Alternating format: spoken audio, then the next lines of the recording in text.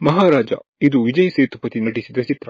ಸಿನಿಮಾಗೆ ತಮಿಳುನಾಡಿನಲ್ಲಿ ಉತ್ತಮ ಪ್ರತಿಕ್ರಿಯೆ ಸಿಕ್ಕಿತ್ತು. ಅಷ್ಟರ ಮಟ್ಟಿಗೆ ಸಿನಿಮಾದ ಸ್ಕ್ರೀನ್ ಪ್ಲೇ ಇತ್ತು, ಒಂದು ಗಟ್ಟಿಯಾದ ಕತೆ ಇತ್ತು. ಇನ್ನು ಸಿನಿಮಾದ ಥ್ರಿಲ್ಲರ್ ಕತೆ, ತಣ್ಣಗಿನ ಕ್ರೌರ್ಯ, ಅಪ್ಪ ಮಗಳ ಸೆಂಟಿಮೆಂಟ್, ಕತೆಗೆ ಕೊಟ್ಟಂತ ಕಮರ್ಷಿಯಲ್ ಟಚ್, ಎವಿಡೆನ್ಸ್ಗಳು, ಇನ್ವೆಸ್ಟಿಗೇಷನ್ ಪ್ರೊಸೆಸ್ ಇವೆಲ್ಲವೂ ಪ್ರೇಕ್ಷಕರಿಂದ ಚಪ್ಪಾಳೆಗಿಟ್ಟಿಸುವಂತೆ ಮಾಡಿತ್ತು. ಒಂದು ಸಣ್ಣ ಡಸ್ಟ್ಬಿನ್ ಹುಡುಕಾಟದ ಮಧ್ಯೆ ಇಷ್ಟೇ ಅಲ್ಲ, ಇದರೊಳಗೆ ಇನ್ನೇನು ಇದೆ ಎಂಬ ಸತ್ಯವನ್ನು ಮುಂದಿಡುತ್ತಾ ಹೋಗುತ್ತೆ. ಇನ್ನು ಚಿತ್ರದಲ್ಲಿರುವ ಟ್ವಿಸ್ಟ್, ಅಸಾಧಾರಣ ಕ್ಲೈಮ್ಯಾಕ್ಸ್, ವಿಜಯ್ ಸೇತುಪತಿ ಅವರ ಸ್ಕ್ರೀನ್ ಪ್ರೆಸೆನ್ಸ್ ಸಿನಿಮಾದ ಪ್ರಮುಖ ಹೈಲೈಟ್ ಆಗಿತ್ತು. ಚಿತ್ರ 100 ಕೋಟಿಗೂ ಅಧಿಕ ಕಲೆಕ್ಷನ್ ಮಾಡಿತ್ತು. ಥಿಯೇಟರ್ನಲ್ಲಿ ರಿಲೀಸ್ ಆಗಿ ಗೆದ್ದಿದ್ದ ಈ ಸಿನಿಮಾ OTTಯಲ್ಲೂ ರಿಲೀಸ್ ಆಗಿತ್ತು. ಅಲ್ಲೂ ಕೂಡ ಪ್ರೇಕ್ಷಕರಿಂದ ಒಳ್ಳೆ ರೆಸ್ಪಾನ್ಸ್ ಸಿಕ್ಕಿತ್ತು. ಈಗ ಸಿನಿಮಾ ಮತ್ತೆ ಬಿಡುಗಡೆಯಾಗಿದೆ, ಆದರೆ ಈ ಬಾರಿ ಬಿಡುಗಡೆಯಾಗಿರೋದು ಚೀನಾದಲ್ಲಿ. 2024ರಲ್ಲಿ ಬ್ಲಾಕ್ ಬಸ್ಟರ್ ಆದಂತ ಈ ಸಿನಿಮಾ ಚೀನಾದಂತ ದೊಡ್ಡ ಮಾರ್ಕೆಟ್ನಲ್ಲಿ ರಿಲೀಸ್ ಆಗಿದೆ. ಈಗಾಗಲೇ ಚೀನಾದ ಮಾರುಕಟ್ಟೆಯಲ್ಲಿ ಭಾರತದ ಕೆಲವು ಸಿನಿಮಾಗಳು ರಿಲೀಸ್ ಆಗಿ ದಾಖಲೆಯನ್ನು ಮಾಡಿವೆ. ಅದರ ಸಾಲಿಗೆ ಮಹಾರಾಜ ಮತ್ತೊಂದು ಸೇರ್ಪಡೆ.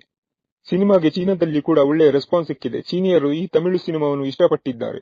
ಮೊದಲ ದಿನವೇ ಪ್ರೀಮಿಯರ್ ಶೋ ಸೇರಿಸಿ ಒಟ್ಟಾರೆ 10 ಕೋಟಿ ಕಲೆಕ್ಷನ್ ಆಗಿದೆ. ಸಿನಿಮಾ ವೀಕೆಂಡ್ನಲ್ಲೂ ಒಳ್ಳೆಯ ಕಲೆಕ್ಷನ್ ಆಗುವ ಸಾಧ್ಯತೆಯನ್ನು ತಳ್ಳಿ ಹಾಕುವಂತಿಲ್ಲ. ಮಹಾರಾಜ ಸಿನಿಮಾ 2 ದಿನದಲ್ಲಿ 19 ಕೋಟಿ ರೂಪಾಯಿ ಕಲೆಕ್ಷನ್ ಮಾಡಿದೆ. ಈಗ ಸಿಕ್ಕಿರುವ ರೆಸ್ಪಾನ್ಸ್ ಮುಂದುವರಿದರೆ ಚೀನಾದ ಬಾಕ್ಸ್ ಆಫೀಸ್ನಲ್ಲಿ 100 ಕೋಟಿ ರೂಪಾಯಿ ಕಲೆಕ್ಷನ್ ಮಾಡುವ ಅಂದಾಜು ಇದೆ. ಅಲ್ಲದೆ 79 ಕೋಟಿ ಗಳಿಸಿರುವ ಬಾಹುಬಲಿ 2 ಮೊದಲನೇ ಸ್ಥಾನದಲ್ಲಿದೆ. ಸದ್ಯ ಟ್ರೆಂಡ್ ನೋಡಿದ್ರೆ ಬಾಹುಬಲಿಯ ರೆಕಾರ್ಡ್ ಬ್ರೇಕ್ ಮಾಡುವ ಎಲ್ಲ ಸಾಧ್ಯತೆ ಇದೆ.